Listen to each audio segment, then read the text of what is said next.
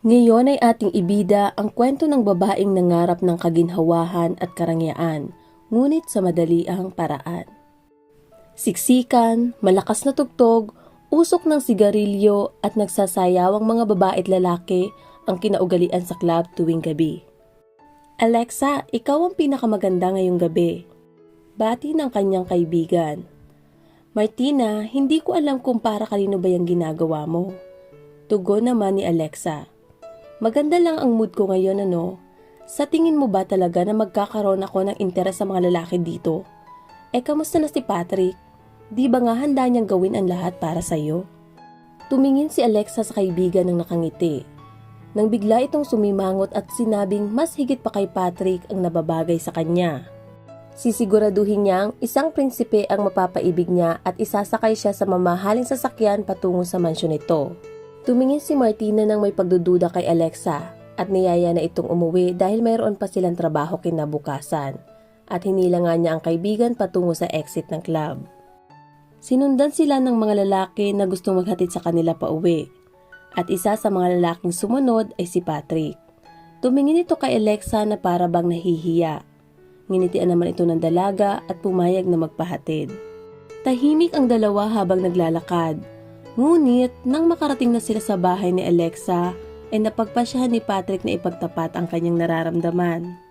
Maniwala ka, ikaw ang magiging pinakamasayang babae sa piling ko. Masigasig na panghihikayat ni Patrick sa dalaga. Magiging masaya ako pero hindi sayo. Sagot ni Alexa at agad pumasok ng bahay na hindi man lang nagpaalam sa binata. Umuwi si Patrick na masama ang loob, ngunit hindi nawala ng pag-asa. Naisip niya na magbabago ang pakikitungo sa kanya ng dalaga kung bibilhan niya ito ng maganda at mamahaling singsing. Ang kailangan niya lamang gawin ay hintayin dumating ang bonus sa katapusan ng buwan bilang isang pinakamagaling na mekaniko. Sa mga sumunod na araw, si Alexa lamang ang tanging naiisip ni Patrick. Ngunit kahit ilang beses niyang tangkaing makipag-usap sa dalaga, ay tila ba laging mainit ang ulo nito. Dumating ang katapusan ng buwan at agad siyang pumunta sa syudad para bumili ng singsing, na kung saan ay naubos ang lahat ng kanyang bonus at sahod. Nagalit ang nanay ni Patrick sa nalaman, ngunit sa kabilang banda ay hindi mapigilang saya ang nararamdaman ng binata, dahil sa isip nito ay makukuha na niya ang dalaga. Pero kabaliktaran ang nangyari. Ano ang kailangan kong gawin?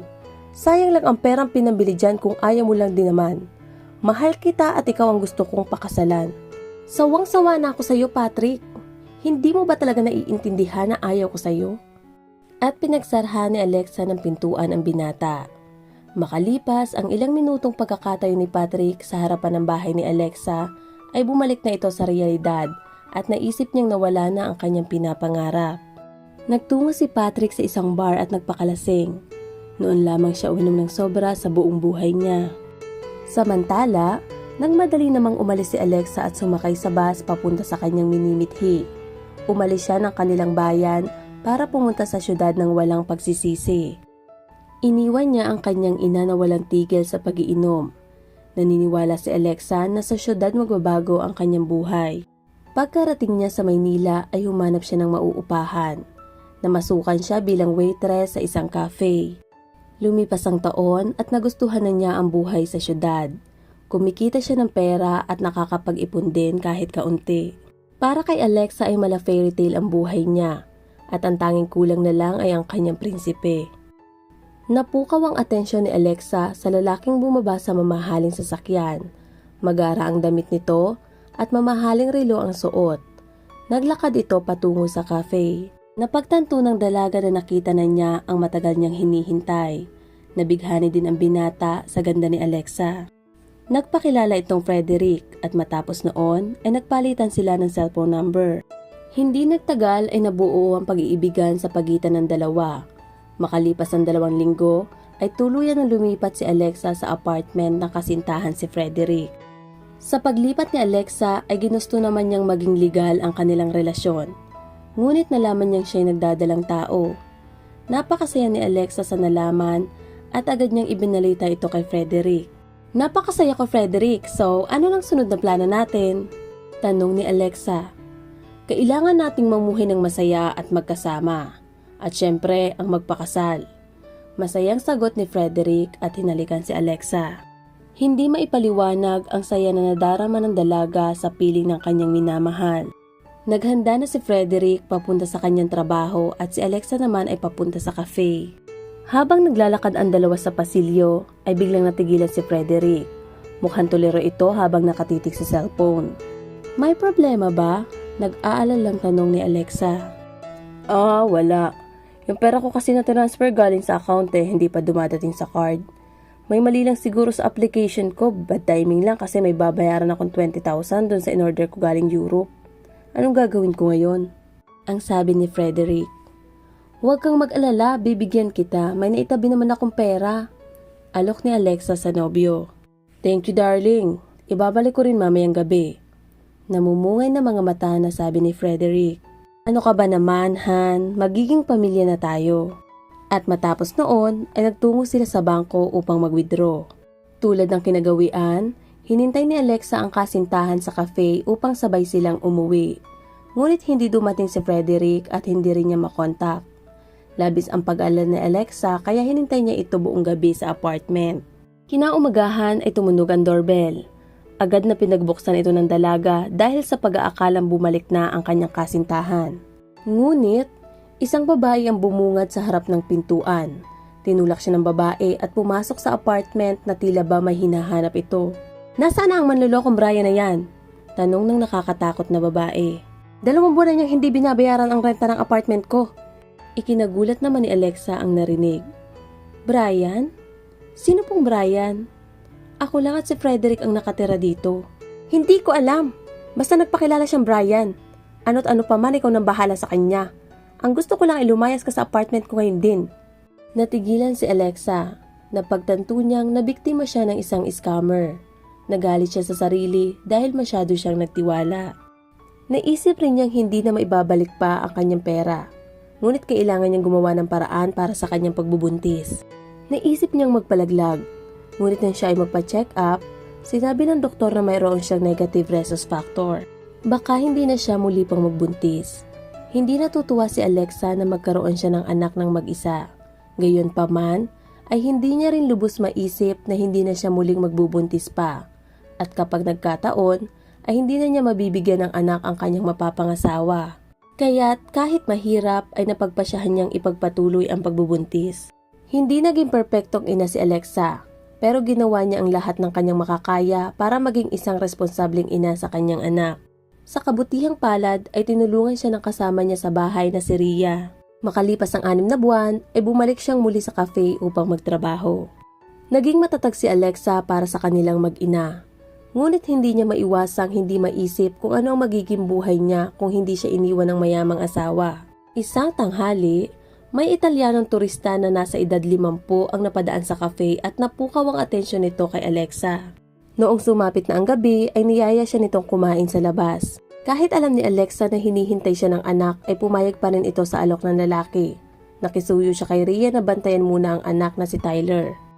Nabihag ni Alexa ang puso ni Rafael noong gabing iyon at lubos ang kanyang kasiyahan sa mga nangyayari. Nagtuloy-tuloy ang kanilang pagkikita. Hanggang sa laging inuumaga na kung umuwi si Alexa galing sa apartment ng lalaki. Makalipas ang 1 buwan, sinabi ni Rafael na babalik na siya sa Italia at gusto niyang isama doon si Alexa. Agad naman itong pumayag sa alok ng lalaki. Ngunit nang mapag-usapan nila ang tungkol sa bata ay hindi naging maganda ang itsura nito na ikinalito naman ni Alexa. Hindi! Ayoko ng bata sa bahay ko. Pinalaki ko ang mga anak ko nang ako lang mag-isa. Bakit ko gugustuhin ang anak ng iba? Ayokong maging komplikado ang buhay ko. Galit na sabi ni Rafael. Oo nga naman, tama ka. Pero anong gagawin ko kay Tyler? Naguguluhang sagot ni Alexa. Ibinili ni Rafael ng tiket ang babae. Ngunit hindi kasama ang anak nito. Naguguluhan si Alexa kung ano ang dapat niyang gawin. Naisip niya na gaganda ang buhay niya kung sasama siya kay Rafael. Hindi tulad dito na puro hirap sa buhay.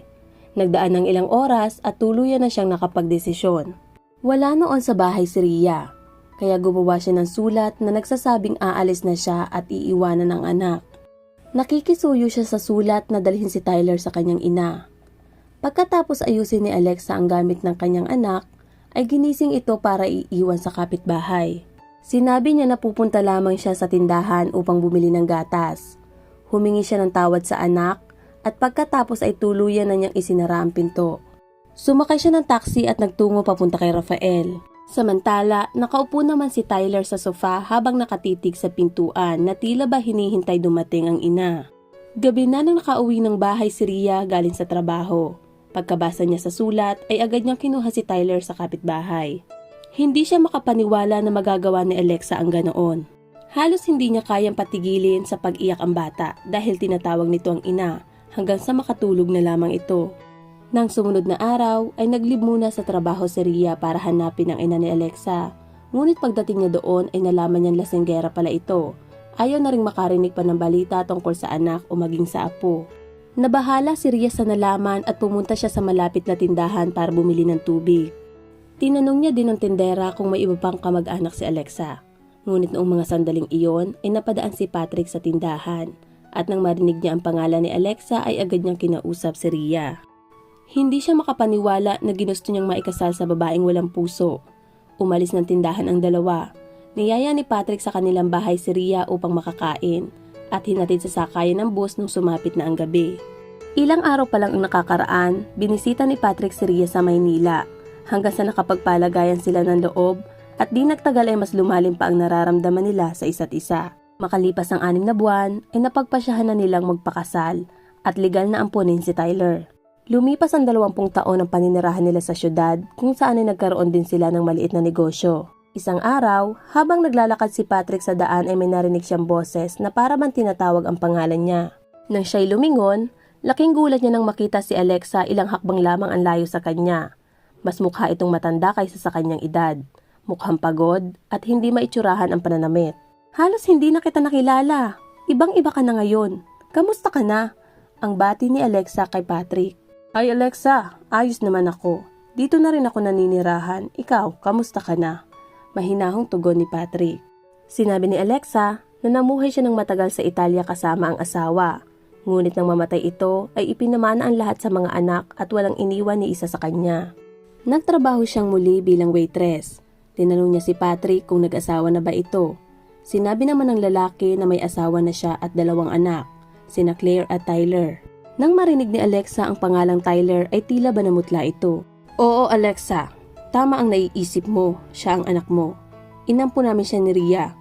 Isa siyang magaling na manlalaro ngayon. Sabi ng coach niya na magiging maganda ang kinabukasan niya. Paliwanag ni Patrick. Ang anak ko? Pwede ko ba siyang makita? Tanong ni Alexa. Pinili mo na ang desisyon mo noong sumama ka sa Italiano mong asawa at iniwan ang bata sa kung kanino lang. Ang nasabi ni Patrick at umalis nang hindi man lang nagpaalam kay Alexa. Habang naiiwang nakatayo si Alexa sa daan na patuloy na nakatingin sa lalaking papalayo sa kanya, napagtanto niyang napakarami niyang pagkakataong sumaya sa buhay, ngunit pinakawalan niya ang lahat ng ito. Sana ay may natutunan tayo sa kwento ng buhay ni Alexa at kung paano niya tinalikuran ang lahat, makamtan lamang ang panandaliang kaginhawahan sa buhay.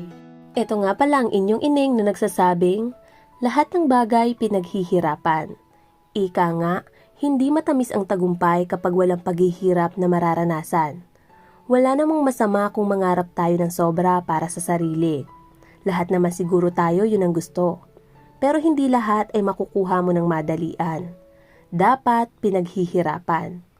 Oo nga at nasa huli ang pagsisisi. Pero kung ano ka ngayon, ay dahil yun ang pinili mo kahapon. At nakasalalay sa pipiliin mo ngayon kung ano ang iyong magiging bukas.